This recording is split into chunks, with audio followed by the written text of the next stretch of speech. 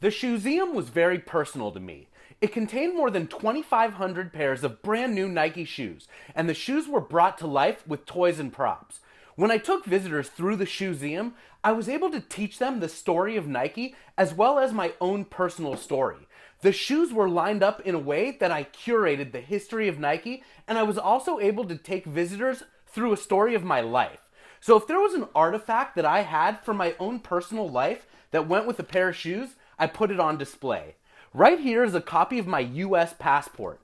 It was on display next to these US Passport Dunk Low Pro SBs. And the passport pack was on display at the beginning of the dunk exhibit.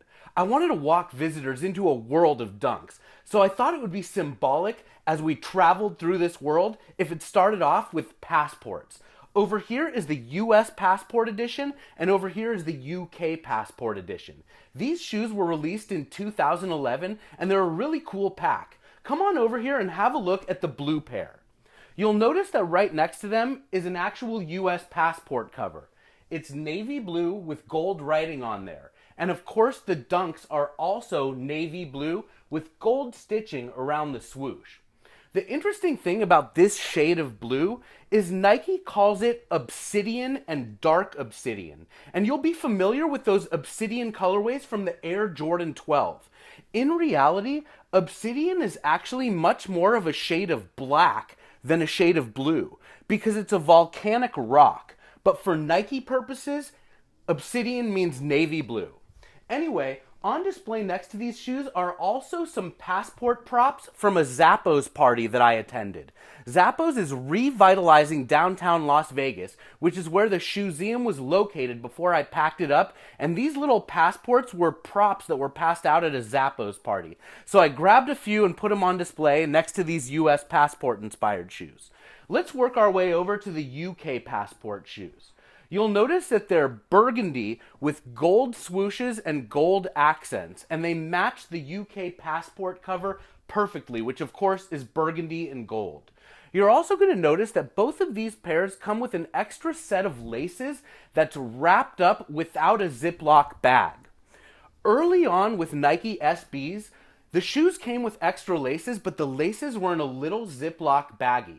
But as part of Nike's Better World campaign, which tries to minimize the production of plastics and chemicals that are bad for the environment, Nike has abandoned the little plastic bags in favor of these laces.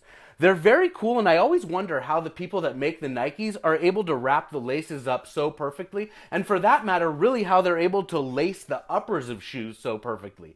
You can always tell a dead stock pair of shoes that's never ever been tried on just by the laces. I mean, look how perfectly they're put together.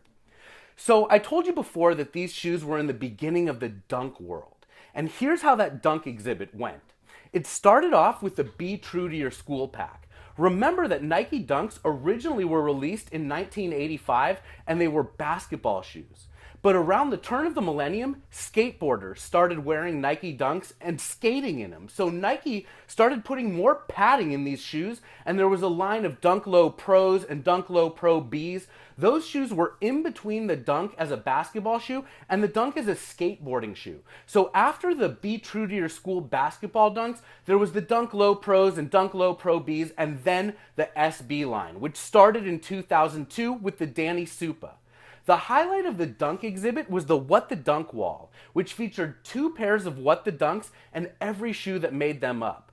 But then the dunks didn't end there. They wrapped all along a wall with dunks inspired by passports. Of course, there were dunks inspired by taxis, dunks inspired by clothing like denim, plaid, corduroy, and even dunks inspired by food like chocolate and mocha and coffee. And then the dunks wrapped all the way around to the bathroom with dunks inspired by hygiene products like Bic, Brute, Old Spice, and Aquafresh. And by the time I walked viewers all the way through the dunk corner, they were like blown away and mesmerized by all of the amazing dunks and all of the inspirations behind them. I hope you enjoyed checking out the passport pack, my real passport, and really learning about what obsidian actually is, because it's a colorway that's on a lot of different Nikes.